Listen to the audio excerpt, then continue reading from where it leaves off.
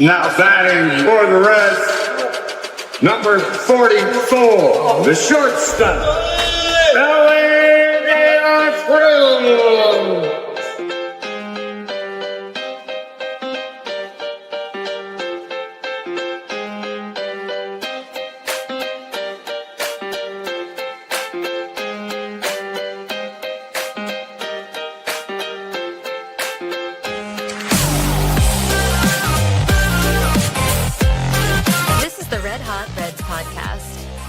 Here are your hosts, Ricky Logan and Roger Straz. Reds, a Cincinnati Reds podcast. This is a podcast that goes live at 8 p.m. on every Sunday, and it's hosted by myself. I'm all at source, Ricky. I don't know. I guess maybe maybe it's just because we did a show yesterday. But we go live every Sunday at 8 p.m. So check us out. I'm Roger Strauss. Also, my co-host, Reds on SI writer, Ricky Logan. It is our 1-year anniversary show. We got a lot of shout-outs, a lot of things to talk about in terms of that, in terms of the Reds, in terms of all sorts of things in baseball, because baseball is here because it's the month where the World Baseball Classic's coming. March Madness is coming for anybody that likes college basketball. And then at the end of the month, we got opening day, a party in Cincinnati. But before we get into all that, Ricky, how is I guess I haven't seen you since yesterday. How's it been? Yeah, doing pretty good. Had a night out with the wife last night. It was nice. How about yourself? Reds lost today, so yeah, it's been good. It's good to turn over to a new month because it feels like January and February is super long with a long winter. Shout out Mark Fetters already in the chat with his 1 year. Let's go. Let's get into it. It's already we're getting already into it. It's been great to see Reds baseball. It's been great to celebrate 1 year in with all the stuff that has happened in 1 year. It's kind of crazy to kind of like think of it in that sense. I guess off the top, wanted to shout out Jordan Maxson and Doug Stevens for their support that got us started a year ago in March 1st, 2025. And we weren't even going live then. We were just recording stuff because we weren't sure if we'd say something inappropriate that would get us canceled or something. But we're really appreciative of everybody that has also joined our ranks, whether it's the new subscribers on YouTube, whether it's Clay Snowden getting our name out there for a place to subscribe on X, where we've gained 300 followers there. So anybody out there that's joined up, please subscribe to YouTube. We really appreciate you subscribing to our X. We're going to give you the best Reds content out there that's somewhat silly, somewhat informed, but, hopefully entertaining the whole time. But, yeah, anything you want to say about our 1 year anniversary? Yeah, for sure. Jordan and Doug just being the support they had at the beginning of the show, the first, 6 months of what we had. And then also Mike Valentine kind of floating the idea of us even doing the podcast together anyway, from where we wrote that article about the salary cap. So those three have been like a really pivotal just group of people for this endeavor that we've created. I don't think that I would be writing for the Reds about the Reds or podcasting about the Reds without you, obviously, and then without just those three people just have been just amazing people. Yeah, for sure. Yeah, I forgot Mike. I guess I was trying to go chronological order with, Jordan Maxson and Doug Stevens, their support and all that. They even put out a post there celebrating our 1st year anniversary and whatnot. So that was nice of them. But yeah, then Mike and Cheese and Sirhan picking up the torch, I guess, so to speak, joining us in this new venture of All Gloves Off. So shout out to them. So subscribe, like, comment, all their stuff there. They're on YouTube. They're on Facebook, Twitch, X. What else am I missing? Instagram. They have Instagram. Yeah. Instagram's a fun one because that's where we put all the majority of our short form contents on there, and that's how we interact with a lot of the guests that have come on, especially players. I guess the younger kids are more into Instagram these days than Twitter, so it's always fun to see these people out there and wanting to be on the show. I was wanting to thank somebody, but it just escaped me. But let's continue. I got some guys I think because I wanted to run through. I wrote down all the guests that have ever come on this show whether All right. it was just friends of the show, players, personalities in the Red sphere, other sports personalities or commenters and writers and whatnot on different teams. So without really any special order, I just had it written down. So I want to shout out, thank you to all these people that have come on. Reds Daily Fork, Greg Kuffner's been on a bunch. Tortugas announcer Matthew Muncy, pitcher for the Dayton Dragons Jonathan Harmon, player for the Dayton Dragons as well, Ryan McChrystal and his fiance Cecilia Newsom, Kian Vu, Tremaine Person, Trevor Kunsel, Mike Valentine, James Rapine, your boss, James Rapine, Jeff Carr, Tommy Bennett, Nick Kirby, Reed Mouse, Justin Leda, Sir Boy, he's on here regularly a lot now. Dak Marquez, a friend of yours from your times at We Like Sports. Elliot Rearing, which we were talking about before the show. Also, special shout out Clay Snowden for shouting us out as a place to follow. Tom Brenneman, and Austin Layton just got on the show just yesterday, so he's the newest Red Hot Reds official family member. And also, speaking of Elliot Rearing, congrats to him. He's now your new co-worker at Reds on SI as a writer there, contributor. His Reds fandom runs deep, and he's probably going to put his little sarcastic, comedic slant on things, which would be awesome to read and see. Hopefully the team doesn't make him miserable this year, as it tends to kind of do with Elliott sometimes. But, hey, we made the playoffs last year. We got better, I feel, this year going into 2026. And, hey, man, sky's the limit because, we got a bunch of guys that are hitting well and pitching well. Well, maybe not exactly pitching well, everybody, but some guys that are getting out there and doing well. But shout out to all those people that came on the show. And yeah, like Ricky said on the Instagram, if anybody's watching the Instagram, wants to come on the show, any players or anybody like that, feel free, contact us. We'd love to have you on. Yeah, and also shout out Mike Hart. He was a guest on there too. I don't think we put him in the title. I think we just chatted with him for a little while. Yeah, we started that show and then he jumped on, so I forgot. Yeah. Shout out Mike. But anything else about a 1 year anniversary and whatnot? I feel like we could talk about this because one thing is that clip you put out. I'm like, oh my goodness, it felt like more than a year ago. It felt like 10 years ago. Yeah. Definitely felt like we've come a long way, hopefully, in delivering content in a way that is a little bit. I don't know. I have a tough time sometimes hearing back. I'm kind of putting you on the spot here, but do you have a favorite take from the early days? From the early days? Yeah. Gosh. Yeah, I don't know. Like, it's a good question because we went through so many things in terms of like just predictions and whatnot. You're talking about like pre-River San Martin takes, right? Like, yeah, within the first, probably the OST days. Yeah. Okay. I'd have to probably revisit, but I think we made a bunch of takes of them making the playoffs. So we were at least right. We got one of those right? I feel like we were feeling good going into 2025, in so much that it can't be any worse than 2024 and the David Bell era, the new hope of having Tito come and be the manager off the sidelines, off the retirement path to be like, hey, I believe in this Reds team so much. I'm going to come out of retirement and lead them to the playoffs. So I feel like that might have been our best take or one of our better takes. So what about you? Do you have any takes from then you remember? I can't remember. That's probably I'd say probably two of my ones that I remember the most. Well, I guess three because I'm going to name one of yours was the Cooper Bowman take.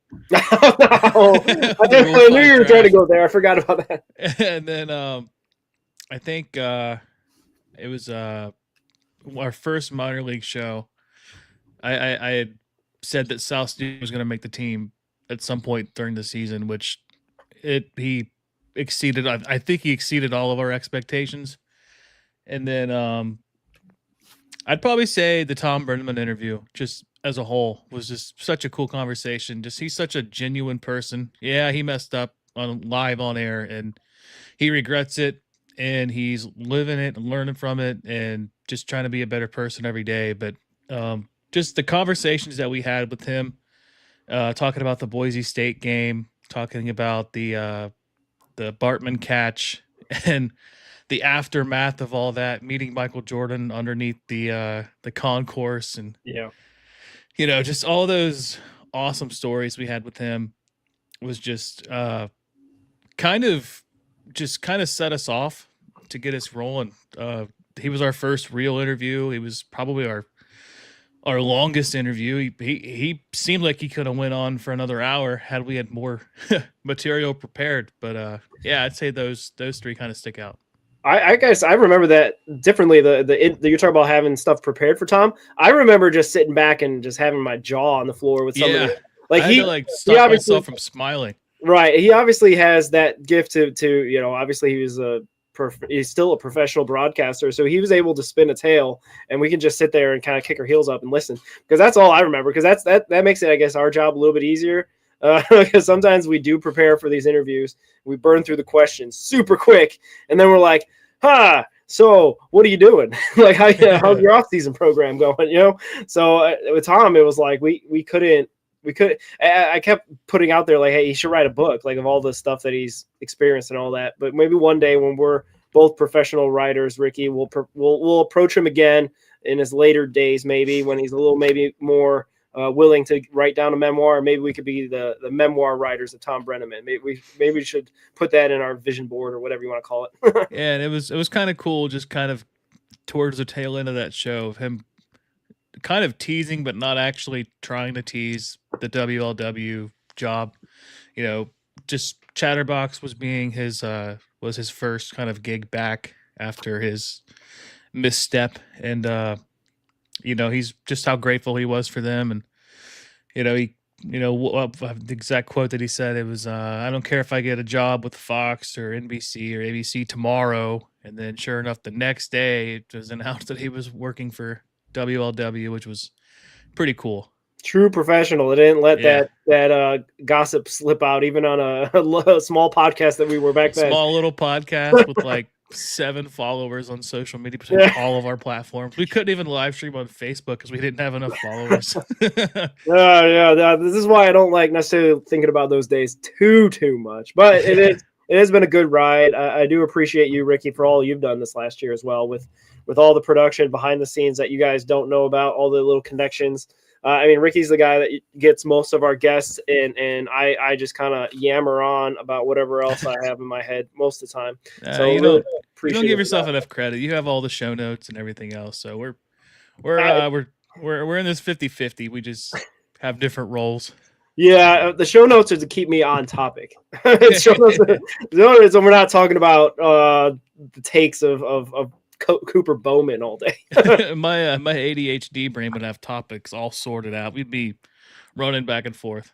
Yeah, if you guys really want to see behind the scenes, my show notes are a bit all over the place. I still got notes about the fall ball and all that stuff, and our MVPs of last year. so it's all 30. Over there. Yeah, our top 30 is important, and Ricky, I think we should probably release our top 30 in the near future. It seems like everyone's putting out there. I think MLB Pipeline is going to be out there with the top 30 pretty soon. I think we'll have to re-update our list to see what we come out with. I know possibly it could be like a Angel Nunez or a different type of player that just got added to the organizational depth chart that could be in there, could not. I don't know. We'll see how it all shakes out. We'll have our off-camera debates and whatnot, but anything else about the first year, or enough about us? We can. No, it's just been a blast, and I'm just really excited for the next year of it. Yeah, if anything, it's going to be a lot better in 2026. At least I feel it's going to be a lot better, bigger, and a lot of different things. Because I think we finally maybe know what we're doing a little bit. We kind of got a little bit of handle on what exactly we're also talking about as well. And Carrick points out MLB Pipeline top 30 is out on Tuesday. So all you minor league followers, sickos like us, check that out. We'll be probably posting about it on our socials and all that, maybe criticizing it and maybe poking little holes and whatever else. I guess kind of speaking of Carrick and minor league, let's run this real quick, and we'll announce the date we're going to start doing this. Little teaser.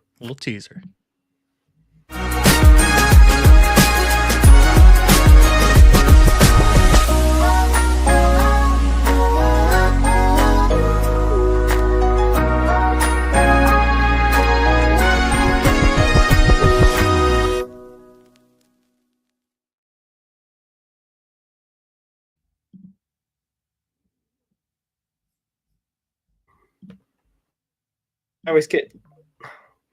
It Am I- always mutes you for some reason. I don't know why. Is it? Am I good? There we go. We're good. Back in action. Is it muted? I feel No, like you're it- good. You're good now. Okay. Anyway, so like I said, I think we know what we're doing. More, it's the jury's still out, possibly. But anyway, the point of that was a little teaser for the new show that we're going to be doing on Mondays. We're going to start doing that Monday, March 23rd. Mark your calendars. We're going to start off with a preview of the AAA team and the AA team, because we'll hopefully know a lot more about their rosters at that point, give you our takes on who we think we should look out for, who could possibly be a guy that maybe is on the cusp of going to the majors. We know for sure the AAA pitching staff is going to be pretty decent, no matter who ends up making the 26-man roster, whether it's Louder or Burns or whatever. It's going to be a pretty nice starting rotation down there for your Louisville Bats. But again, put that on your calendars. We're going to start a new show, Minor League Mondays, March 23rd. So we really appreciate all those that follow us. Like Carrick really kind of is a good help in this category as well with minor league info, and he shares a lot of stuff on his Facebook page, the Cincinnati Reds Farm System page. So check that out as well. They got a big community there that just loves the minors, loves and supports the players too. That's the thing I think maybe I should talk about. If the 1 year anniversary show, the 1 year thing that I've kind of like taken away is that I'm glad that we found a community that roots for this team, but also like really roots for these players. I know everyone's going to have their problems with ownership. Everyone's going to have problems with the front office. Everyone's going to have possibly issues with Tito's lineups and whatever. But the community I think that we're growing, the community that I think we're a part of with Carrick's is a community that really supports the players, supports the team, and will be Reds fans forever. So really appreciate all you guys that are part of that. And again, thanks to Carrick as well. Yeah, because there's the 26-man roster that you see every day, but there's also the guys that are the future of the team, and just kind of getting to see their stories as well, and kind of connecting with these players, knowing that they're working towards that ultimate goal of becoming a major league player. And whether it's with the Reds or they get traded or whatever happens, it's just cool to cover these guys. Yeah, for sure. The unique thing about baseball is, like in other sports, you get drafted, you might be in the starting lineup the next week. Yeah. In baseball, it's a grind from if you get drafted as a high schooler, you get drafted as a junior in college, you don't just go like straight into the majors. I mean, some players maybe, more than others, but definitely it's a situation where we like to see like these guys make a name for themselves, basically this is their livelihood. So it's cool to kind of see them do that. But we are really kind of getting into really, I wouldn't say we're prospect huggers, but we definitely appreciate our prospects and we want them to succeed, because if they succeed, your Cincinnati Reds will succeed. Yeah, I mean, there's a fine line between being a prospect hugger and knowing kind of what you got, in the future. Obviously, you need to know when you need to move players. I mean, it's always tough though, because you people don't realize that you're messing with human beings. Also, just because they're not on the major league team, they're still young, mostly young kids. Even the reported 12-year-old that got signed, as Carrick's pointing out. I don't know, Ricky. I don't think our Minor League Mondays is going to be covering 12-year-old Dominican players too much, unless a story like this one kind of pops up from time to time. But we're going to mostly focus on, I think, the guys that are in our system, guys that maybe, like you said, also could get drafted. Like the MLB draft's a big thing for a lot of our followers. I know there's a nice, decent crop of college players. College baseball has kind of gotten better, to be honest with you. I feel like college baseball in the past kind of got, maybe degraded in terms of maybe looked down upon because, they play with metal bats, or these guys couldn't get drafted in high school or whatnot. But it's gotten a lot better product, and the players that the Reds have drafted at least have been really impactful coming out of college, one way or the other, whether it's pitching or hitting. So yeah, we'll definitely cover the draft as well. Yeah, absolutely. But yeah, I don't know if you got anything else to say about the 1 year anniversary. I think Carrick is admitting This must be a safe space. It's a safe space. You can admit this. I have nothing against prospect hugging and whatnot. These guys, put a lot of work, blood, sweat, and tears into their job, and we root for them. Unfortunately, they don't all work out, and that's kind of the other side of baseball that happens from time to time. But yeah, like Ricky was saying, respect them as people and want to see them succeed and be able to become wherever, even if they don't end up as a Cincinnati Red. Maybe we'll see a guy down the road somewhere else that we'll definitely maintain that respect and love for them and admiration for sure. Yeah, Jose Barrero is a prime example for me. Yeah, there's always the one that got away. There's always that. But anyway, all right. Well, let's get into some topics of the day, since I think we've talked about ourselves again a little bit too much. But there was a interesting comment. I forget exactly what it was that called it out. MLB Network or somebody like that had called out the Reds ownership about being a bit stingy. And I only brought this topic kind of out because it kind of coupled along with the salary cap leak, or I guess report. I guess Manfred was talking to the media, so it's not really a leak, but it was kind of putting it out there, the possible numbers for a salary cap. And I believe it was like the 250, 246 as the top of the cap, and then there was a floor of like 130, 140. And Ricky, you can check me on that. I'm just going off my memory now. I've got to pull that up. But that was kind of the thing, like the fact that, coupled with this CBA that's coming up, the CBA expiration on December 2nd, 2026 is when that deal will be done. And coupled with the Reds being a smaller market team that, Ricky, you've said many times on this show, just as the money that Phil Castellini has in his bank accounts, it's not like some of the others that run baseball teams. And also, we've lamented that he has a bunch of other minority owners that we don't know if he does any fundraising calls or whatnot. I think Bob and Phil probably have a little bit, maybe a little pride, and they don't really they don't bother those other minority owners for possible more money. I'm guessing they kind of did maybe with the Suarez thing, because that maybe that could be a thing that a lot of the minority owners agree on. Like, yeah, we'll do that. We'll pay a little bit more for Eugenio Suarez to come back. But what were your thoughts when the Reds ownership got called out, and then also the salary cap talk this week? Yeah, you were pretty close on the cap and floor. It was 260 to 280 for a cap and 140 to 160 for a floor, which I think is low for a cap anyway. Yeah, I mean, I'm kind of torn on ownership. I know I've said it before, like, yeah, we don't spend. We're not happy about ownership spending, and we know that they can spend more.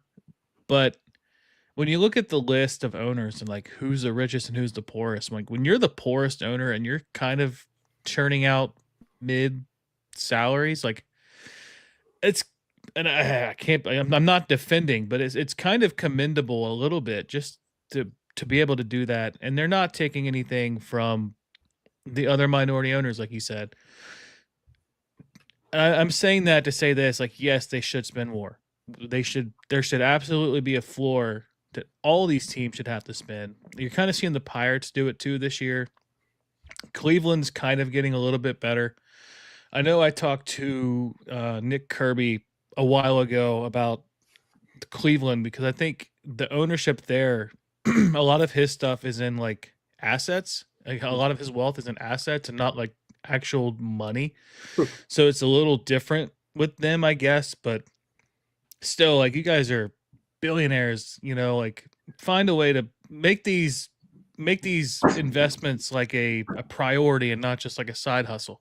Like, you're not owning a team to like make checks and balances. Like, run this team, like, yeah, make some money, but like also, like, the better you are, the more money you make, like, go out there and compete, just try to be the best you can be. And it's kind of a cheap shot, I guess, kind of going at Cincinnati when there are teams like the Pirates who have been historically bad. Yeah, they have a playoff series win before we do, but I mean, you go back to the 90s to the 70s before their last one before that. So it's like, kind of take a step back and just chill when coming at Cincinnati. But yeah, it's like, I feel like they're right, but it's not just Cincinnati what you should be talking about. And it's also not fair because when you do have teams like the Dodgers who can just throw whatever they want, it's kind of hard to be that smaller market team to do what you feel like you need to advance, and kind of getting lucky with the Suarez deal, only 15 million. Like he could have went multi years with probably 20 AAV. Yeah. I had lots of thoughts when it was kind of weird to hear that like it was the Reds ownership specifically called out. I guess I understand possibly where they're coming from in terms of like that's what the like big debate is out there on X, on wherever like there's social media, is like, don't get mad at the Dodgers for spending, get mad at your small market owner for not spending. I get that argument too, and I don't think, like you said, like Bob is not the biggest spender. I don't think it even really matters if it is Bob Castellini or someone else. Even if like, I think we've talked about this on other shows or even yesterday, even if it's Mark Cuban who owns the team, he's going to run it as a business. He's not going to spend $1 billion every year losing, $500 million every year because he can't make that money back up. You know what I mean? After a while, it's going to be run, unfortunately, like that phrase that haunted us this whole offseason, like a budget with a budget. Yeah. And that's what, unfortunately, small market teams have to do at this point when the revenue sharing's not there, with the TV contracts not there. Why are the Marlins getting called out? I remember citing this stat over and over again that the Marlins active payroll during the season was like $45 million, which was less than Juan Soto gets paid by the Mets per year. Like, why are the Marlins? They're the ones that have gone through way bigger, rebuilds where they just blow up the whole team. Yeah. And just completely turn over a roster. They do it almost every year, honestly. Not necessarily like a huge blow up, but they get roster off of that all the time. Like they do not keep players around. I would say even worse than like Cincinnati Reds or even the Cleveland Guardians. The Cleveland Guardians re-signed and restructured, Jose Ramirez's deal, but like he's not going there cheap. Obviously, if he goes to a different team, he could get like much bigger money. If he goes to a bigger market, but that's the issue. Is what we're trying to all fight. Is how do we make small market teams be able to retain their stars? Because that's honestly what the salary cap issue is. We're not going to be able to retain in the system we have Elly De La Cruz. Why? Because there is no salary cap to keep Elly De La Cruz from even thinking of taking the smallest amount of money possible. So there's that. That's the kind of the biggest thing I think is what maybe the salary cap isn't the fix to keeping Elly De La Cruz in town. Maybe there's some sort of in the NBA, they call it bird rights, where you have the ability to sign your guy first and the other teams have to either match it or whatnot. But that's kind of a basketball thing, which already has a salary cap. So there's kind of that as well. I guess I'm mostly frustrated at the fact that Cincinnati Reds have not been the least amount of spenders either. So why are they the ones that get after in the media? I understand our fans going after it because I got some stats for that too. Okay, yeah. I understand the fans going after ownership because that's what fans do, and they want their team to be the most competitive every single year no matter what. They don't care what the budget is. That's fair. But the national media to go after Cincinnati, go after the Marlins, man. The Marlins they're beggars. They're paupers. What is the phrase? Poverty franchise. All right, so I'm gonna I got the Marlins payroll over the last 25 years. I've got the Pirates payroll over the last 25 years, and I got the Reds payroll over the last 25 years. All right, let's hear it. So the Marlins last year were 30th. The year before that, 27th. The year before that, 23rd, 26th, 28th, 27th, 29th, 23rd, 20th, 28th, 30th, 29th. You have to go back to 2012 when they were 10th at $101 million. Wow. And then for the Pirates, you have last year, they were 26th, 29th, 27th, 28th, 30th, 28th, 27th, 24th, 20th, 24th, 28th, 26th, 30, 28, 29, 28, 27, 27, 27, 29, 28, 20, 24. You have to go back to 2001 when they were inside the top 20. They were 19th. Okay. And then for your Cincinnati Reds, 22nd last year, 28th in 2024, 26th in 23, 21st and 22, 17th and 21, 16th and 20, 15th and 2019, 22, 25, 25, 16, 11, 13, 18, 20, 18, 22, 19, 22, 21, 17, 23, 17, 23, 21, 22. So you're telling me Cincinnati deserves to be called out for being a non-spending team when the other two teams, like I've just mentioned, are constantly 30th and 29th and 28th, like year over year over year? I know there's not a Marlins podcast, but Ricky, do you remember what happened in 2012? I do. They built a new stadium, signed all these players, and then the next year or the next offseason, shipped them all away. So the Marlins should be the prime example of people just teams that don't spend. Like, come on. Anyway, I guess I'm just caping up for Cincinnati and Bob in an indirect way.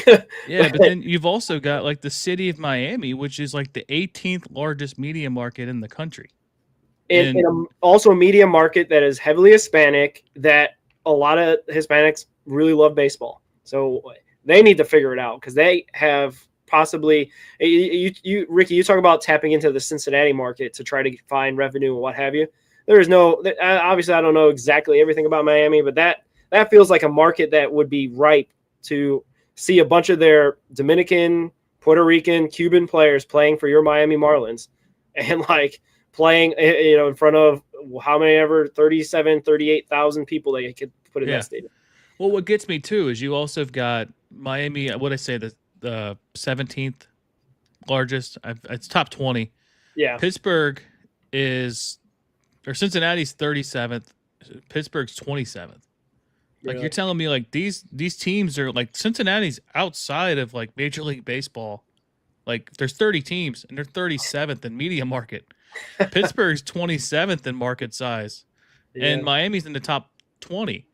And you're bitching about Cincinnati being this team that doesn't spend, and it's like the last few years they haven't spent as much.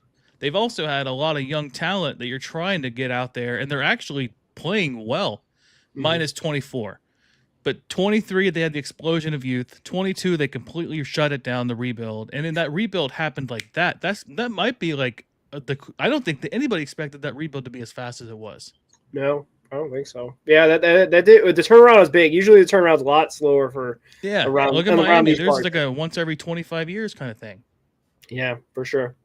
Yeah, and just get some comments out here. Carrick, I think, put up here that the way I see it, players can't complain about teams not spending if they refuse a cap.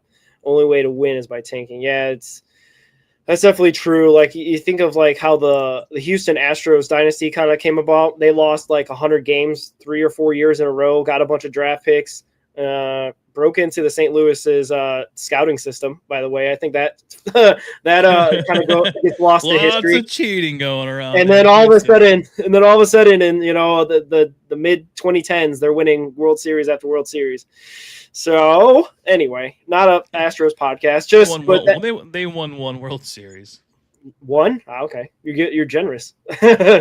Which one is that? The first one? The second one, I guess. I don't know. Okay. 2017 doesn't count. Yeah, and right here, a shout out was this Greg Graves. Will the Reds win 90 games? I certainly am predicting so. I think that is the minimum they have to win if they want to be a legit team. Because you think about the NL, for the most part, they've gotten better. Even the Pirates got better. You got the Mets that got better. You got the Braves that are going to come back. They need to win 90 games if they want to be in that wild card hunt. If they're not, it's going to be rough. It's going to be tough sledding, as Tom would say. So, 90 is the minimum, I feel. Yeah, I feel like I guess my official prediction is between 88 and 92. That's my range. I think if you can catch the Brewers on a year where things just don't click, maybe the injury bug catches up to them with all the pieces that they ended up shipping off, and you kind of hope Chicago doesn't improve. I mean, they did lose Kyle Tucker. I don't think Bregman's really much of an improvement over Tucker. Maybe, and they also lose an outfielder, and they get an infielder in Bregman. Who they got knows? Justin Steele back. They do get Justin Steele back. I think PCA, like, he really struggled towards the end of the year after making the All-Star team. Yeah. Does he develop? Does he continue to improve? He's got a ton of talent. I mean, he's fast, has a lot of power, kind of Ellie-like in a way. And then Pittsburgh, I'll say, like, the moves they made, like, they could win 85 games. Like, that could happen. But when you have Paul Skeens and you have a decent rotation behind him, it's not out of the realm of possibility that the Pirates are over 500. Yeah, no, for sure. The NL Central, except for the Cardinals, got better. Let's just put it and then that like way. the Cardinals, though, like they're retooling through the trades and the draft and the international pool and the minor leagues. Like, who's to say they don't have a 23 Reds resurgence? Like, anything's possible. Yeah, it's baseball, man. Anything is possible. Speaking of anything is possible, our Redlegs are hitting the snot out of the ball in Arizona. And I understand that it's Arizona and maybe the air is a little bit thinner down there. And the pitching maybe is not as effective because it's hot out there. Maybe they don't have the best grip of the ball and whatnot. Our Redlegs, at least, with the rose-colored glasses of spring training, look awesome hitting. We obviously last night's show or last evening show, wherever spring training, Saturday. Yeah, I don't know what day it is. I'm just I gotta get. It's almost Monday again, so I gotta really get locked in for. But anyway, Matt McLain's back. As far as we can tell, he looks like he's taking nice swings at the plate. Doesn't look like he's missing, terrible pitches or swinging at terrible pitches, which he had been known for in 2025 a lot. Looking like he's just not comfortable up there or whatever it was. But so far, so good for Matt McLain. Like I said, we did the live stream yesterday, and he hit that one in the first inning and got us off to a start, which is something we'd love to see going into 2026, especially because, like Ricky talks about in the show, he had a great start to 2025, looked himself, fell apart, possibly the shoulder wear and tear, fatigue, not getting a lot of rest out there, not getting a lot of, days off, possibly could have. Maybe he's pressing, maybe doing all sorts of things, trying to make up for lost time since he missed all of 2024. There's a lot of things factors that could have made Matt McLain's 2025 season so hit and miss, so inconsistent. But 2026, I think it's got to be the year he puts it together, because if he's your third or fourth best hitter, that means you're probably having a pretty successful season, at least at the plate. Yeah, I've coined the nickname Matt Thick Clain, because he looks noticeably larger this year. I think he said he put on like 15 pounds of muscle during the season and during the off season, so noticeably thicker. And who knows? Like, we saw with Joey Votto when he had the shoulder surgery. Granted, Votto's a lot older compared to Matt McLain. He's I had shoulder surgery. I had a pretty solid shoulder surgery. It took a long time to get back to normal. And I'm not swinging a bat as my job, So if you're not feeling comfortable and you're not feeling like you used to, like it takes a lot to get back to what you feel like you can do. And if a whole year off, a whole off season of no stress, no worrying about what I'm doing, am I pressing? He's just working on himself. Could probably continue in the rehab more.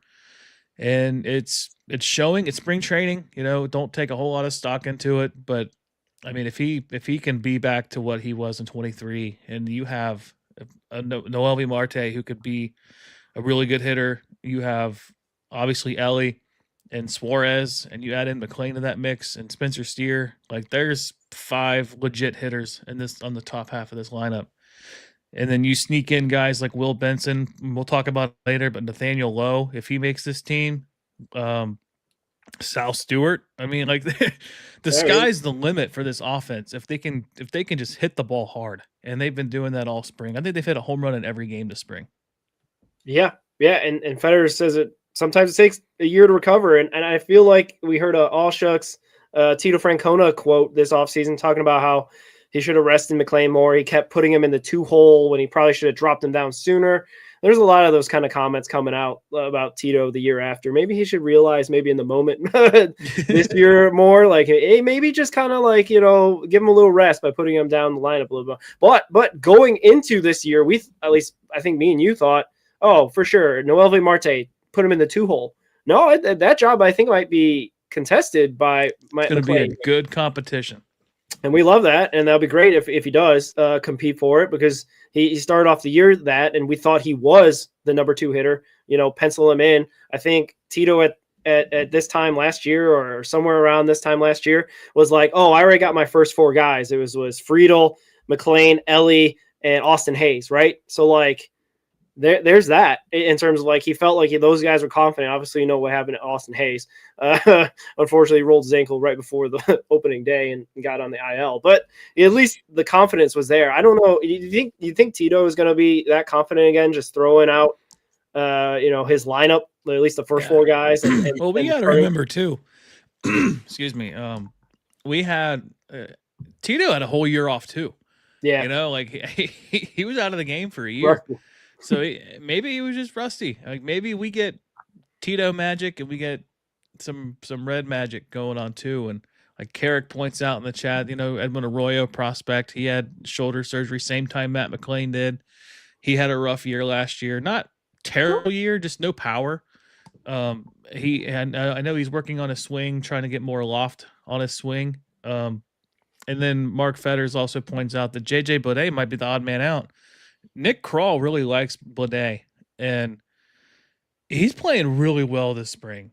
It's going to be Will Benson might be the odd man out, and that's going to be a tough decision to make, because I think Will Benson's earned a real shot. And we've signed so many outfielders. Like maybe Dane Myers gets optioned down, but he's hitting the ball hard in the spring too. Yeah. He's had 2 of his hardest hit balls of his career this spring. I mean, luckily, I think everybody that they've acquired has options, so like they could send them down.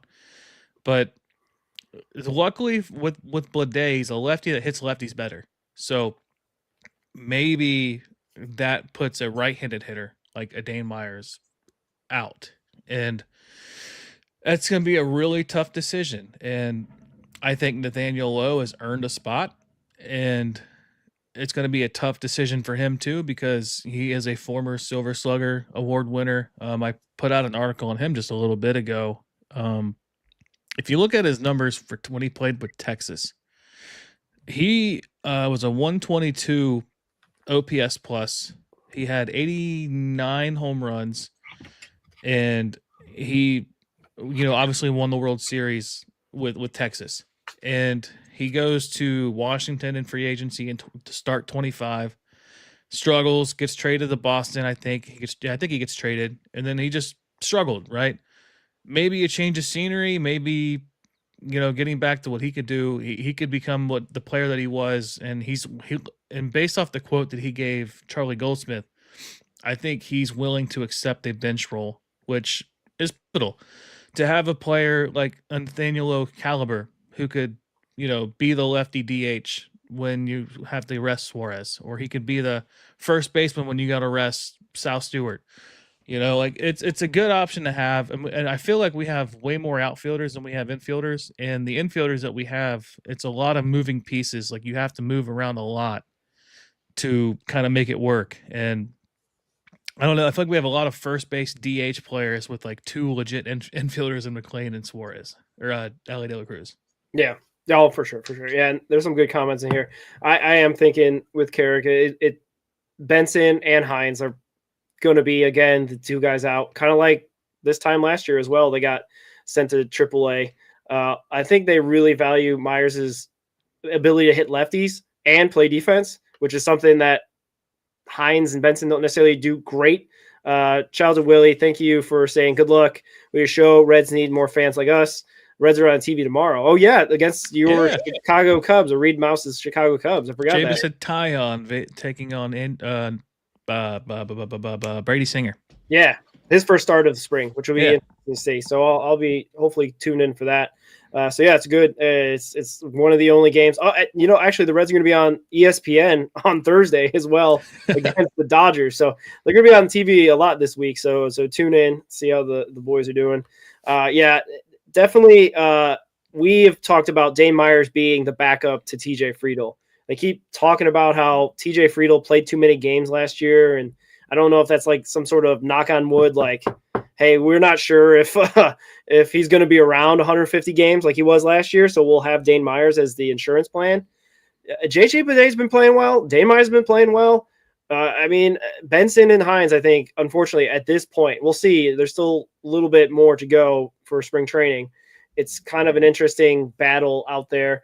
And then you also kind of throw in Spencer Steer on the outfield, right? Like he's a utility infielder, kind of, but he might not play first base if they go with Sal Stu or Eugenio Suarez sometimes. So you got to throw that kind of wrench in the plans too. They got a lot of competition for places, which is a good thing. It's a good thing because like I make this joke all the time.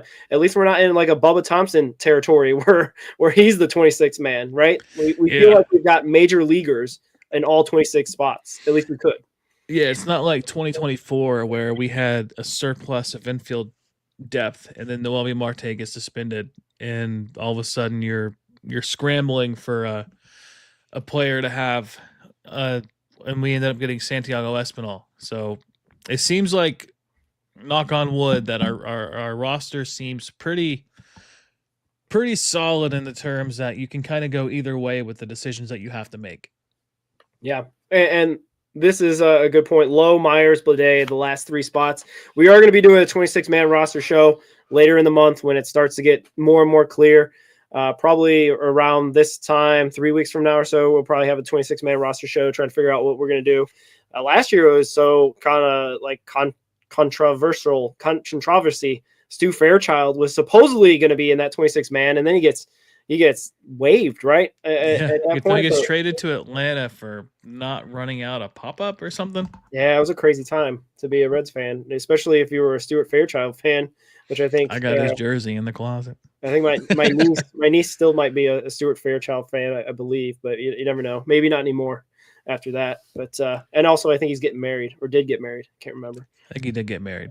Yeah, shout out Stu Fairchild. Chinese Taipei, World Baseball Classic. Yeah, they put out a hype promo for him. He's their like star. He's their guy out there. So we'll see that. I think March 4th is the first game for Chinese Taipei versus Australia. Yes, and Fetters, I agree. Anything is better than Connor Joe. Oh man, yeah.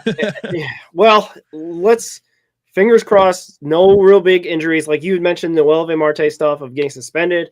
There is a lot of moving parts or a lot of things that can happen that causes things to be moved around or whatnot. But if it is Nathaniel Lowe, who is your 26th man, that sounds like a heck of a lot better than what we've had in recent past. Like I'll take that. So that's really good. And Greg Graves, we are going to get into the pitching staff because that is the next part that's a bit concerning, but hopefully not so much.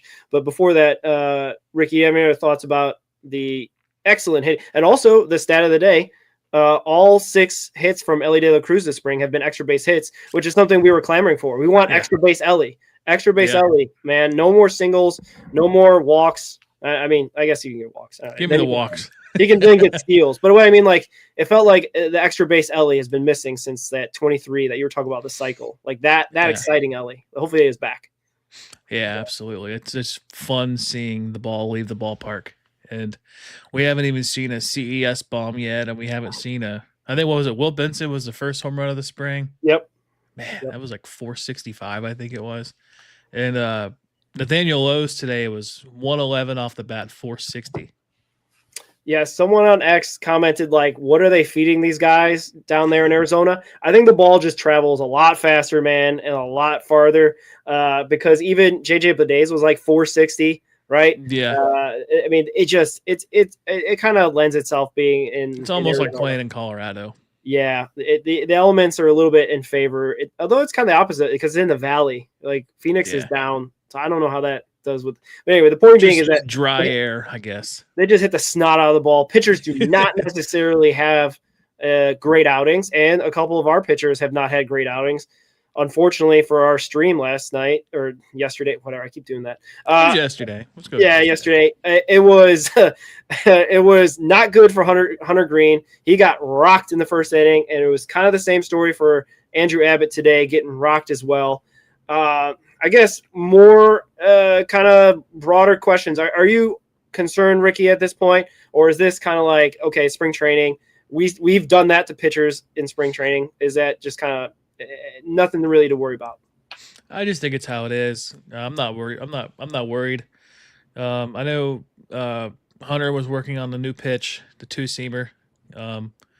He Abbott kind of got hit hard today, but you're kind of learning. Like you got to learn. You're basically learning the strike zone again in a way with ABS. And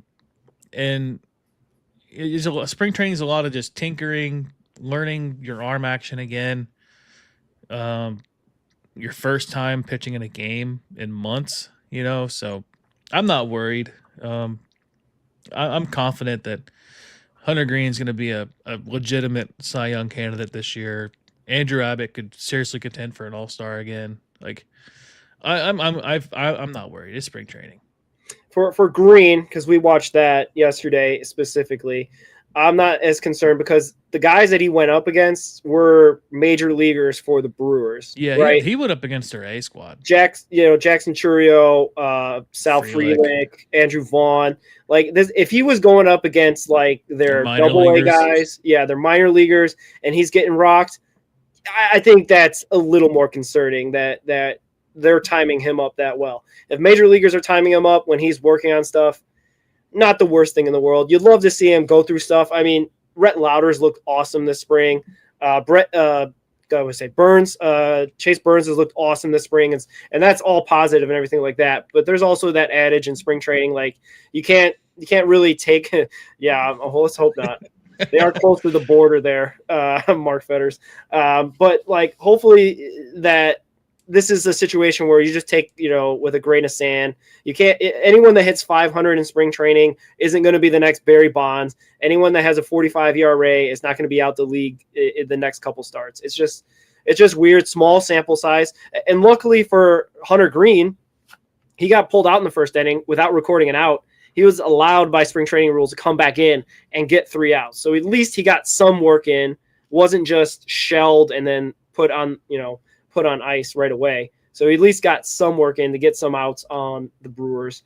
It just kind of was our watch along curse, Ricky, I feel. Yeah. I had a quote pulled up. I just lost it. Oh, for him. And for Abbott, I didn't watch the game admittedly today, but I'm sure he's working through some stuff. It was against the Athletics and I don't know. I guess I'm trying not to be too concerned.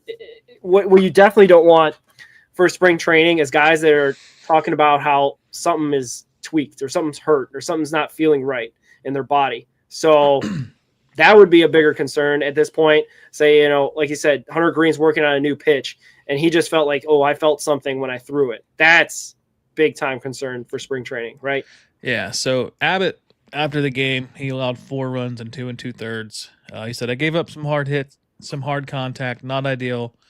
Overall, I felt good. I was executing in the zone early, doing a lot of the little things right. Staying healthy is the biggest thing. And then with Hunter Green yesterday, he said the results weren't great. Going in the plan, especially adjusting to the ABS, was what I wanted to fill up the zone. I was probably too middle today. It's a good hitting team. Trying to find more of those corners I can taper and work from there, fill the zone up, and then as I adjust, I'll start getting those corners, ball to strike to balls. I stuck to my plan and definitely wanted to fill the zone up probably a little too much. Yeah, for sure. We got some comments here just to run through real quick, Ricky, before we I got Damon Rice saying 44. And Ricky, do you know who the last guy to hit 40 home runs for your Cincinnati Reds? Eugenio Suarez? Yep. He had 49, right? And that is something that we would love to see as well, alongside of Ellie. Do we get 2 guys hitting 40 home runs this year? If we got 2 guys hitting 4, okay. I should preface this because this is where we get into, I guess, some tricky territory because this is not obviously Velika ball to hit 40 home runs. But do you remember when we were watching? I think maybe the A's. We're talking about the A's last year, and they've got all these guys that got like 30 plus homers, 100 RBIs. And they won 67 games. So just hitting 44 home runs isn't going to win ball games per se. The pitching staff's got to do their part too, which is what we're talking about here. We have that. If we got 2 guys that hit 40 home runs in Tito's Cincinnati Reds team, which, basically he's all about winning the game 1-0, we should be in that 90 win range for sure. I'd like to say. Obviously, there's two sides of the ball game, right? There's offense and there's defense, right? So we got to make sure we're good at both. All phases of the game. I think that's a football phrase, but I'll use it here. All phases of the game, the Reds have to be good. So I guess if you take last year's lineup at just put it at 0, and you add 10 home runs to Steers and Ellie's home run totals, like how many more games do you think they win? Oh, Like if the 6, lineup 7 maybe, and like if the lineup is, let's just say if they do exactly the same as last year, and you add 10 home runs to Steer and Ellie, they probably win 6 more games, 7 more games. But then you're also like this year, like we could have a better Matt McLean. Is Ke'Bryan Hayes going to finally hit the ball? And if he doesn't, at least his defense is going to save runs. And then obviously you're adding Suarez to that lineup, and then you have Sal Stewart playing his full first year in the majors. Like we had 2 guys hit 20 last year. We could have 4 guys hit 20 this year. We could have 5 guys hit 20 this year, and we could have 2 guys hit 30. I guess that's more my point. If we're spreading it around where it's 4 guys hitting 20, then I think we are a better ball club. If it's just Eugenio and Ellie and everyone else is kind of mid, then we might not be winning as many games as we think. Yeah. Some more comments here. I think Damon Rice talked about uniforms. This year should be a new City Connect, and they haven't announced that any ticket packages City Connect Fridays. Yeah. Oh, they announced that, you said? No, there hasn't been. There's not a single City Connect Friday.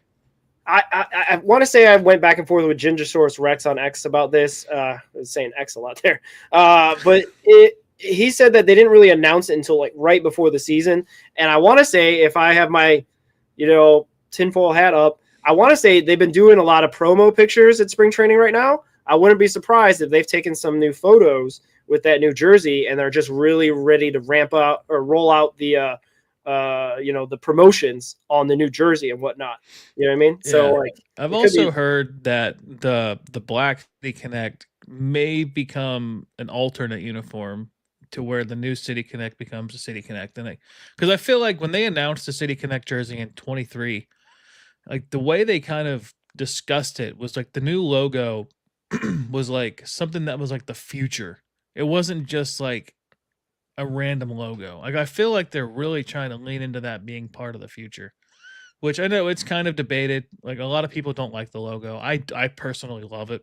I love the Wishbone C, but I feel like we've had the same Wishbone C for 100 years, and I feel like it's time to kind of maybe change it. It doesn't have to be permanent. Maybe do it for 10 years and then you go back, but I remember, was it last year they had that special jersey for the Dragons stadium game, and then they never use it again.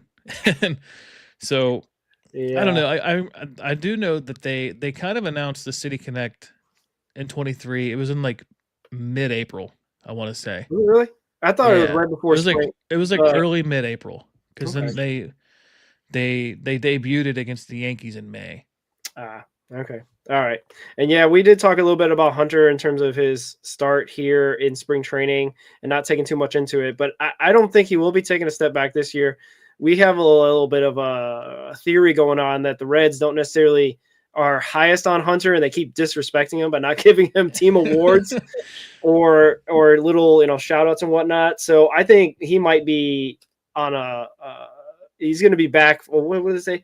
Not necessarily revenge season, but he's going to have kind of a little bit chip on his shoulder and hopefully come out here and give that Cy Young season that we would desperately love to see, because he finished 8th 2 years ago. And I think last year Abbott finished 8th in voting. If we could get a top 3 voting from him, I guess I should say, I think that's my goal for him this year. And my prediction is a top 3 Cy Young voting NL for Mr. Hunter Greene.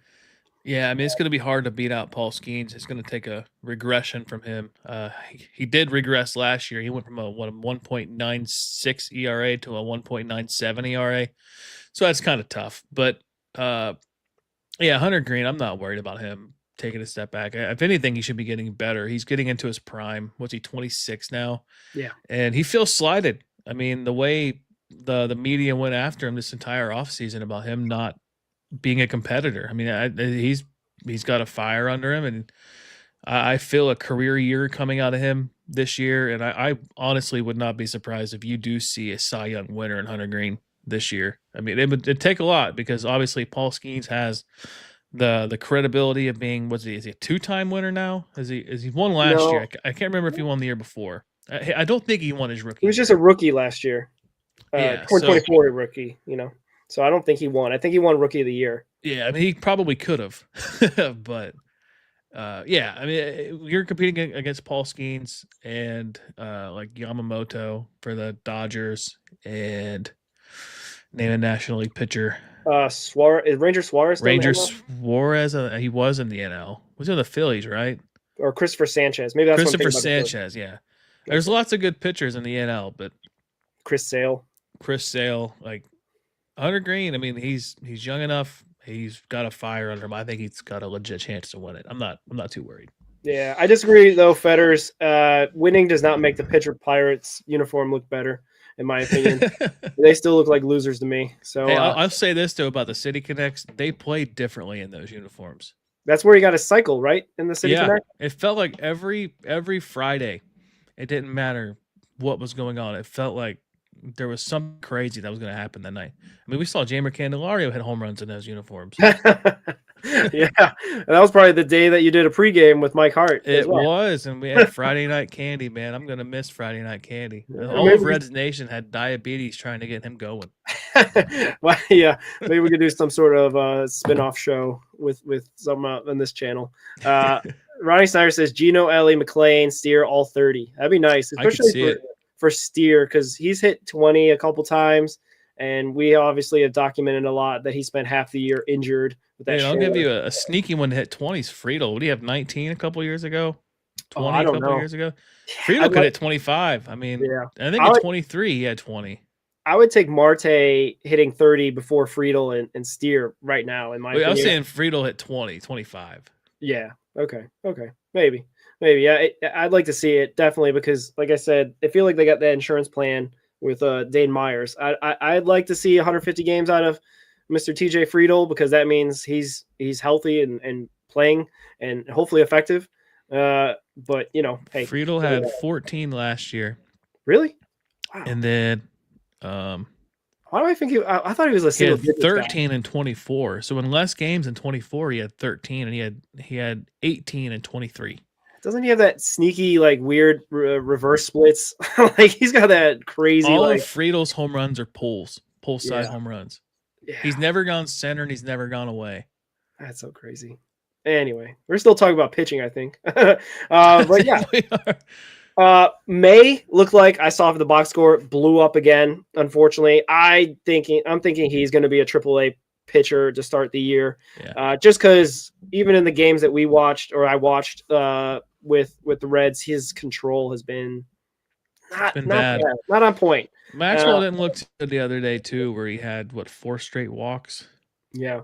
But I mean, I don't know if a guy like May and Maxwell are struggling, this might be an opportunity for our guy Trevor Kunsel to make a name for himself. Hey, He obviously had the one opportunity to close out the game couple games ago, like Monday or something like that. And happy birthday to him, right? His birthday was yesterday. Yep. So shout out to him. I think you're right, Ricky. You've been talking about him starting out in AAA. I think that if the Reds like him as much as we do, he might be out there at Louisville and knocking on the door to be, I don't know, just thrown in the bullpen somewhere, making a debut this year. So And Tony Santillan made his debut today too, an inning, 2 hits, 3 strikeouts.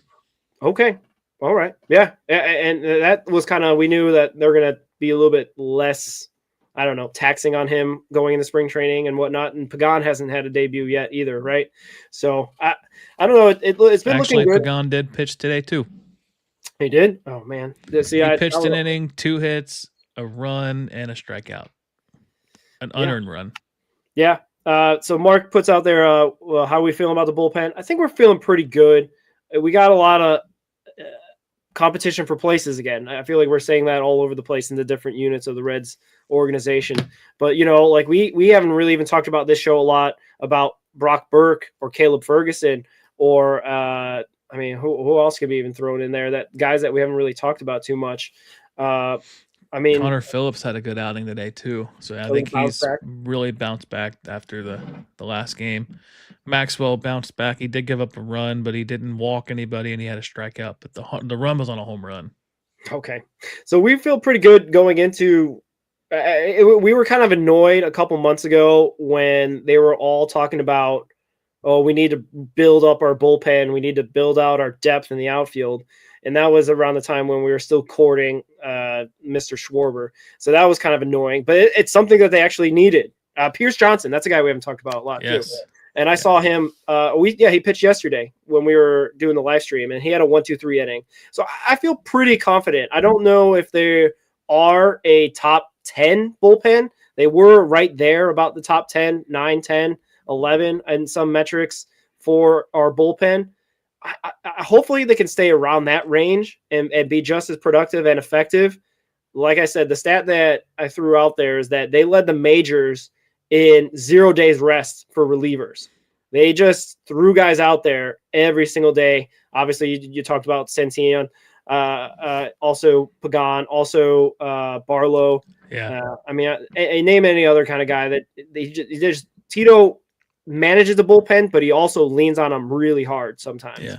So hopefully we'll be in a good spot going into 26. Yeah, if there's one person I trust right now, it's Cheeto with the bullpen. Yeah, he kind of had to use the guys that he had last year, but I don't know about them being a weakness. They might not be the strongest asset, but I don't think they're going to be the reason why we lose games. I guess if that makes sense.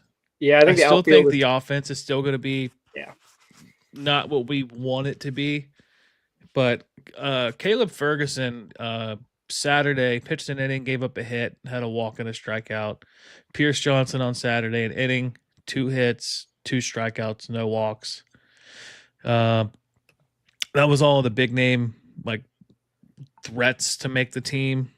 You go back to today, Connor Phillips pitched an inning, didn't have a walk, I believe, and he had a strikeout, so he had a clean inning.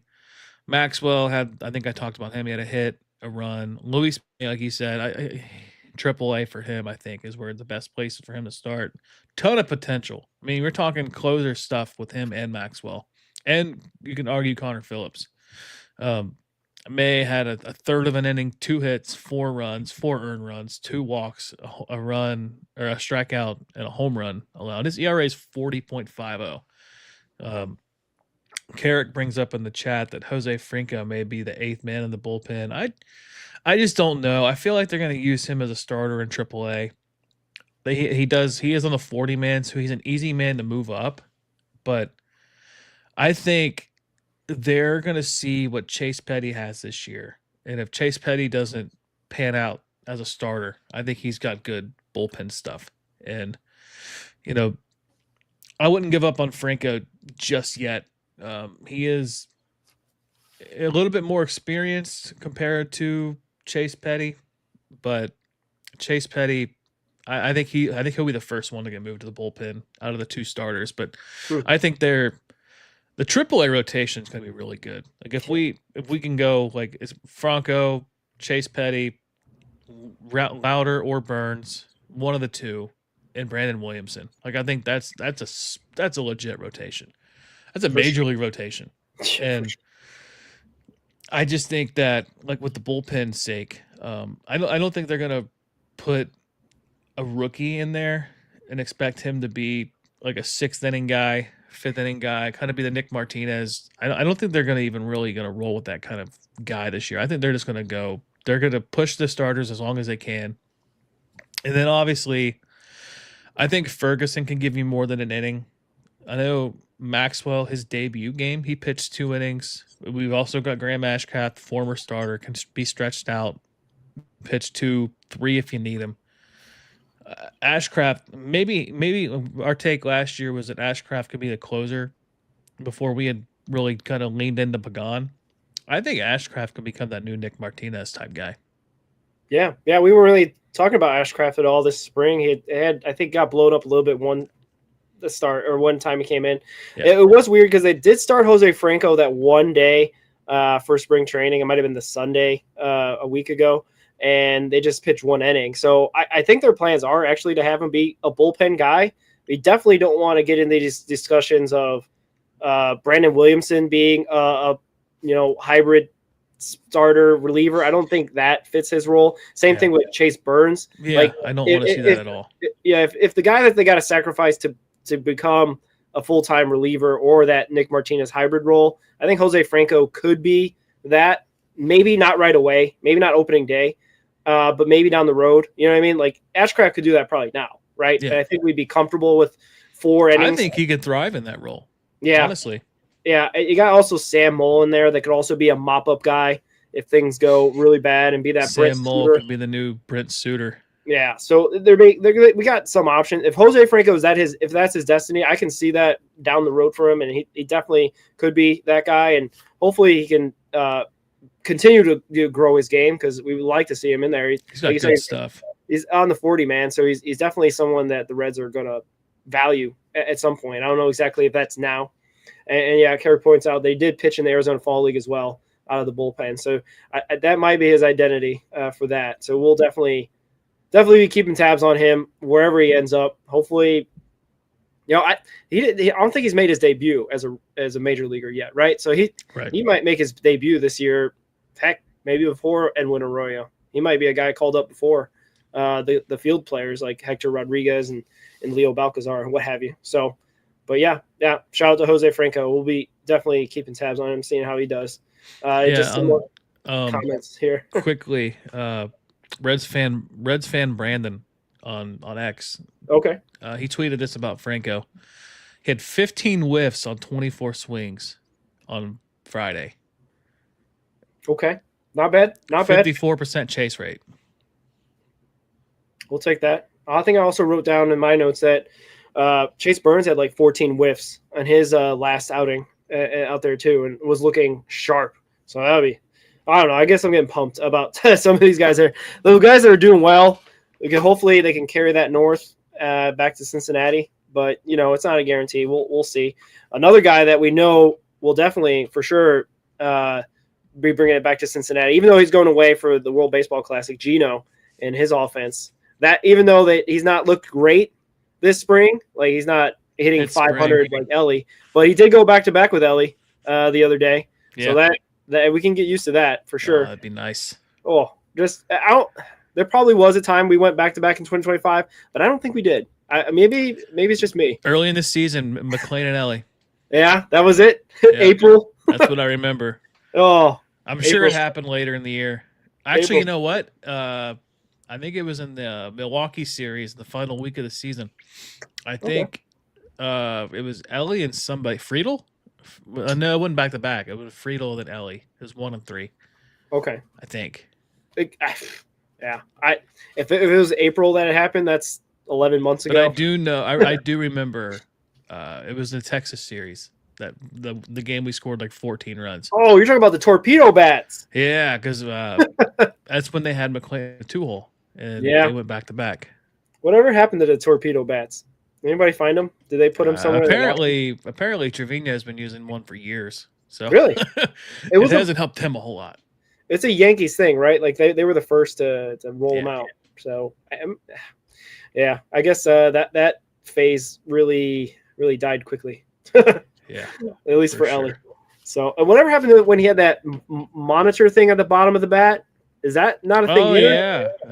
He ended up not being able to use that anymore. I think, what was that? Just to track his bat speed or something? Yeah. It got banned? I didn't know that.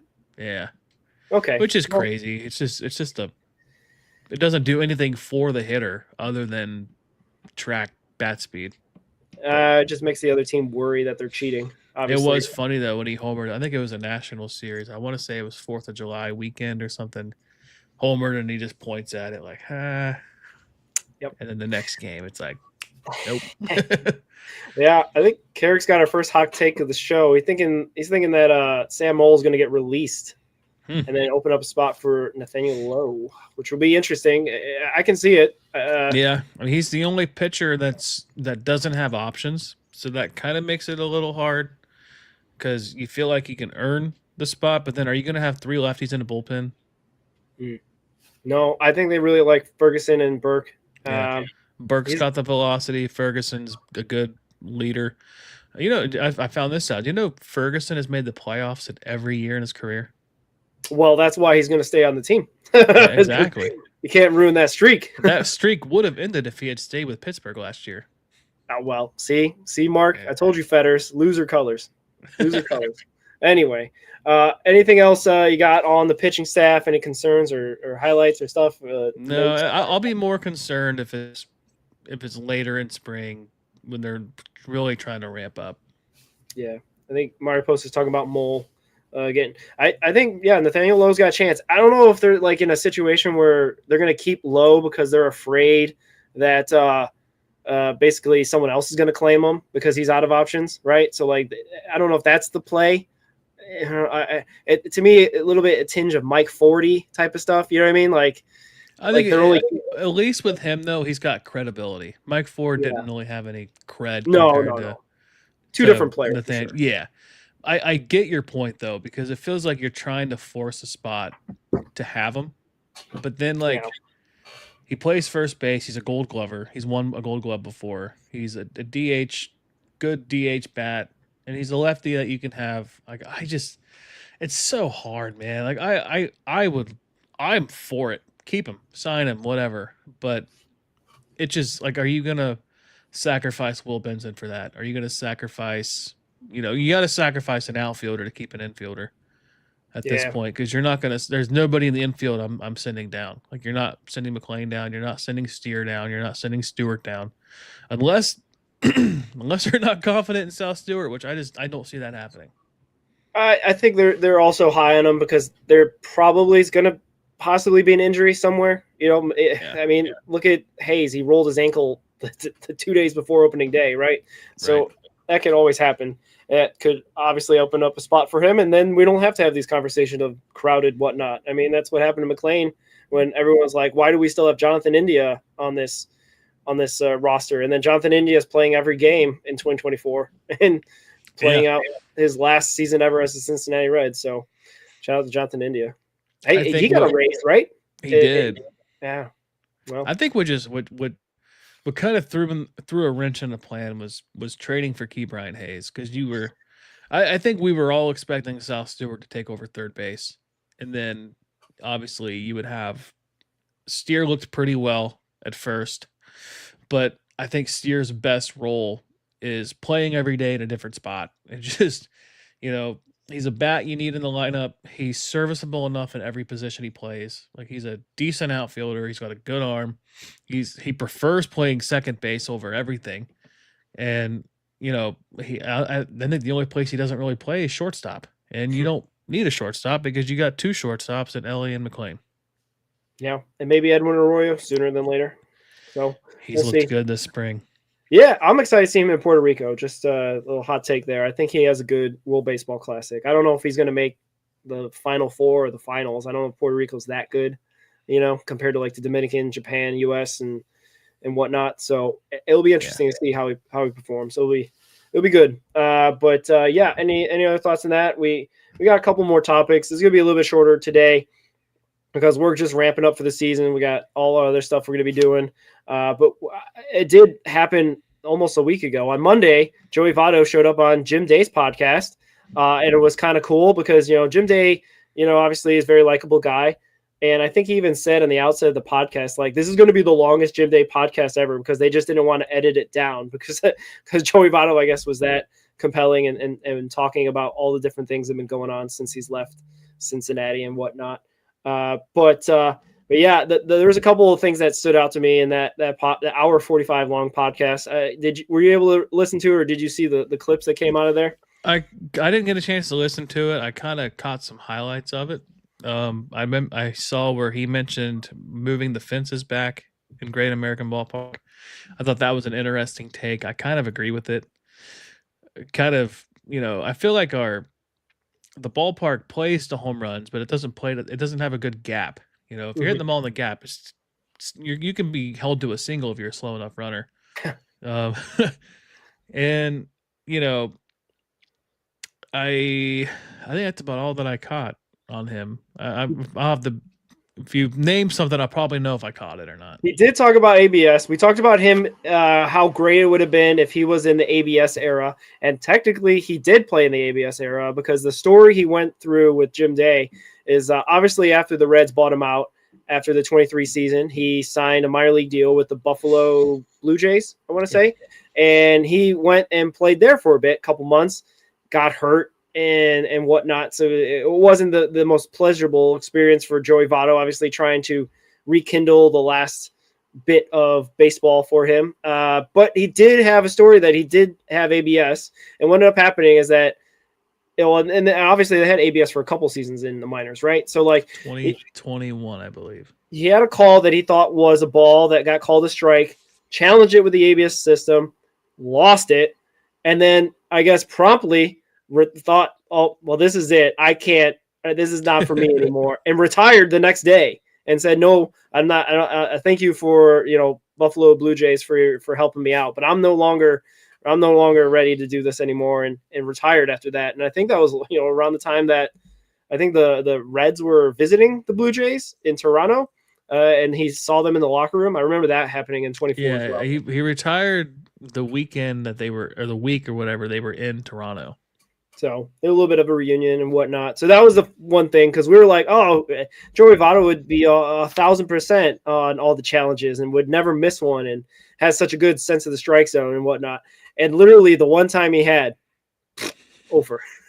So maybe it's just, it depends, right? Because, a lot of guys obviously have good eyes. A lot of guys might just maybe pick the wrong time to challenge and whatnot. And so far, the Reds have been actually really good. I think there's a bunch of stats out there. They're Codified Baseball put out they're the best team in challenging in winning. ABS. Yeah, and then the rest of the NL Central's in the bottom half. Yeah, and you know who's last? Los Angeles Dodgers. They're -8 on the plus minus of winning versus losing their challenges. So, when we watched the Blue Jays yesterday challenge 2 in the first 2 innings and lost both of them. Oh, the Brewers, yeah. Brewers, yeah. Yeah, for sure. The Brewers. If this is what undoes the Brewers' voodoo magic, like that would be awesome. It's like all of a sudden they're really terrible. This is how they're cheating. We've all assumed they were cheating just for their voodoo magic, or just getting all the breaks. It just turns out all of the MLB umpires were like conspiring against getting them the correct calls, and now they can't deal with it anymore. Yeah, that'd be hilarious. Yeah, Mariposa does say that Votto talked about Elly playing all 162 because that was a thing that Votto loved to do. Like he also frames it in a way that he said, because he's such a baseball, like a baseball guy, like he thought he owed it to the fans to play all 162.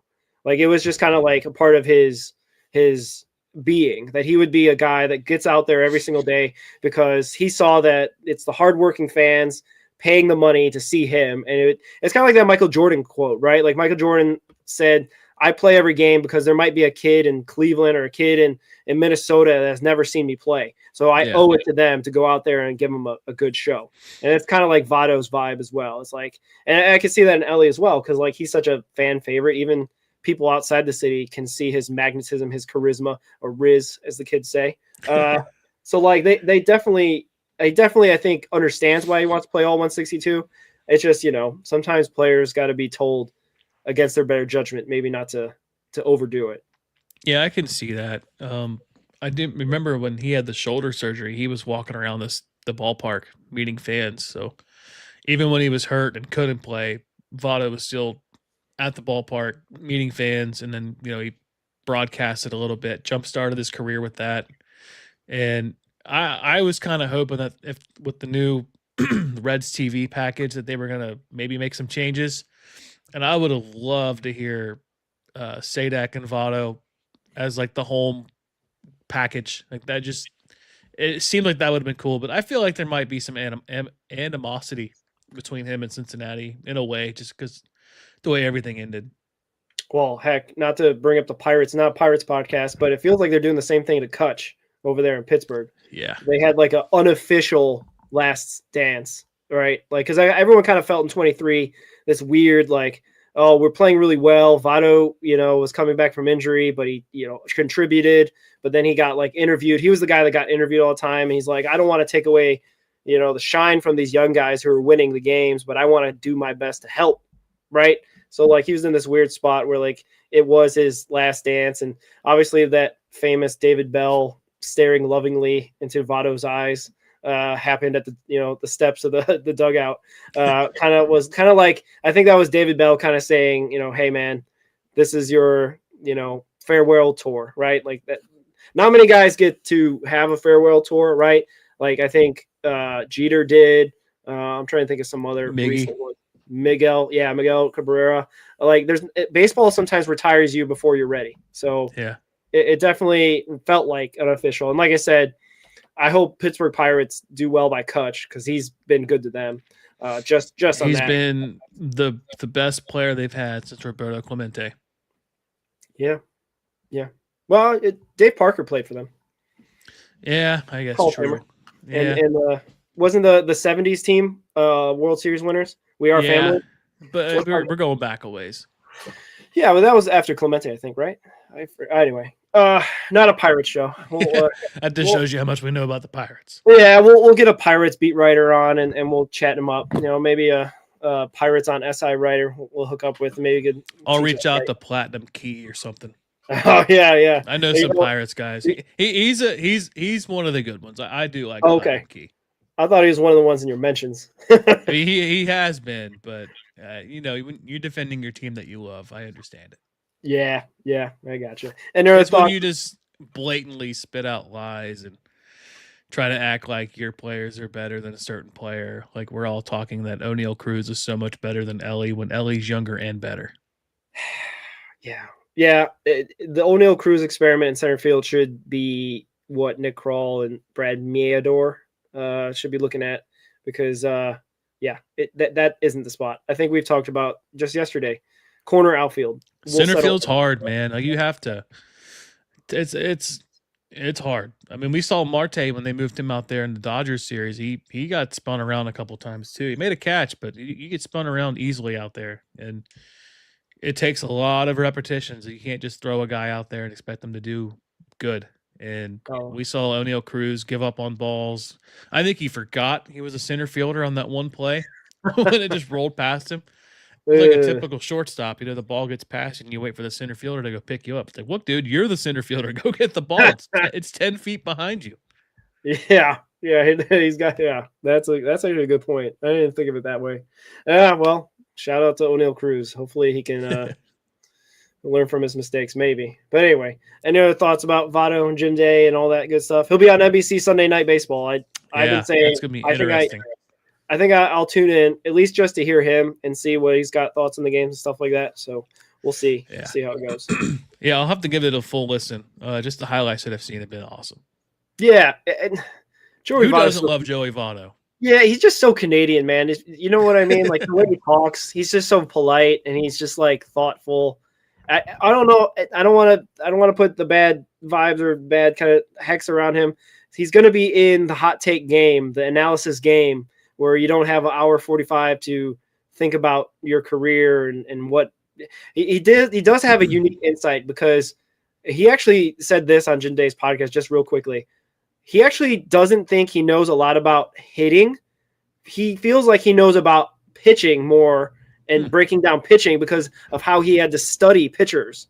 You know what I mean? He wasn't having to watch other guys hitting tape. Right. He knows he's watching himself hit. Right. He knows what works for him and doesn't work for him. Right. But he's not studying how Miguel Cabrera hit the ball. Right. He was more like into what mechanics of the pitchers are doing, which will be interesting because like, okay. Kershaw's on that team too.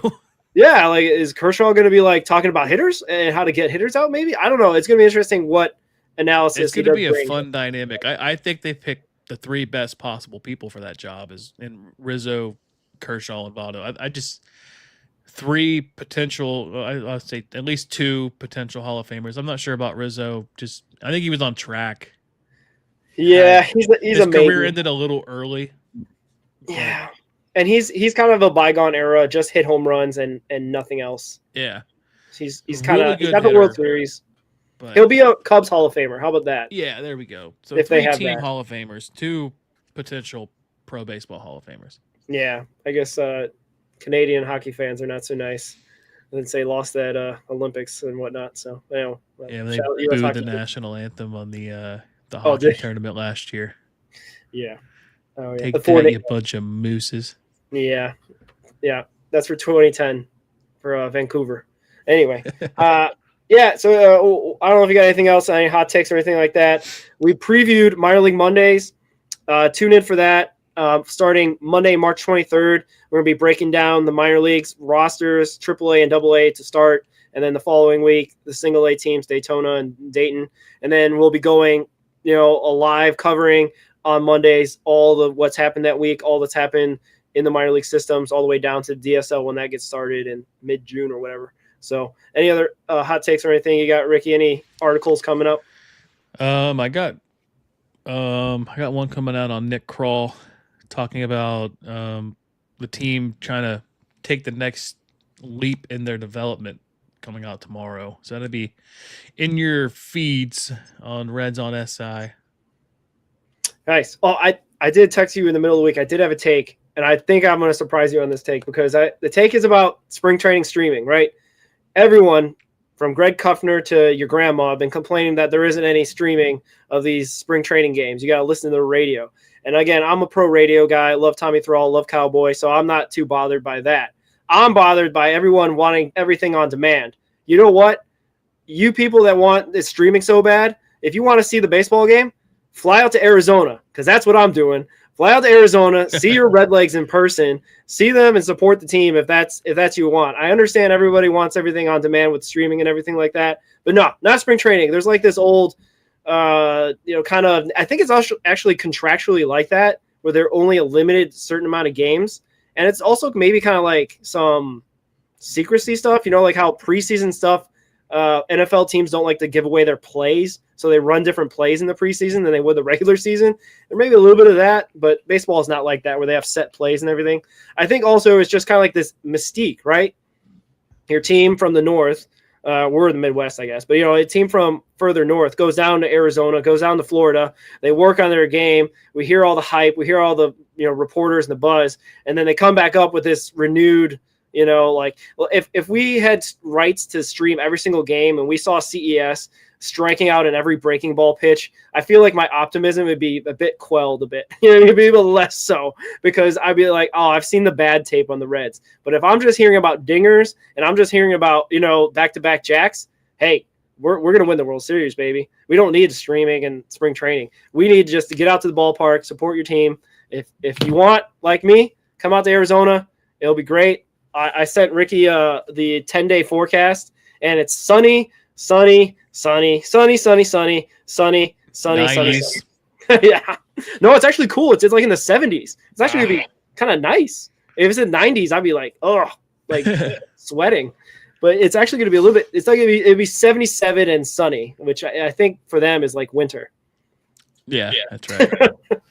So, but I don't know. That was my take because I'm like, what? I understand Greg. Greg lives in Atlanta. He may not, or Georgia or wherever. Sorry, I didn't want to dox him. But like, Atlanta area. Yeah, so like he lives there, so he doesn't necessarily get to go to a lot of Reds ball games. So he's the guy that always is streaming the game and all that. So I understand that. And some people, I get it. But you know what? Spring training's got to have this era mystique. Go out to the ballpark, right? Go to Goodyear. Go to Phoenix. Check out the game live because I don't know. It's better that way sometimes. I know we live in a streaming world where we're going to watch all our NFL games on Sunday Ticket or whatever or Red Zone. And then we got all the MLB TV package or whatever. So like, I don't know. Get out to the ballpark is what I'm saying. Yeah, I was hoping to do that too, but had some things come up. But I do have a care package coming out. I know we have some people that do want to meet up. So I got some Skyline and some spaghetti to go with it, and I got some Grippos chips. Yeah, I'll take you with, Fetters. Come on, get on the plane. I'll put you in my stowaway. Or whatever He's your carry-on bag. Carry-on, that's it. I don't know why I said stowaway. I feel like it's a ship thing, right? I'm not taking a boat to spring training. That would take a lot longer. But yeah, anyway, I don't know. I'm going off topic. Anything else, Ricky? No, just we made it, man. It's been a year. We made it a year.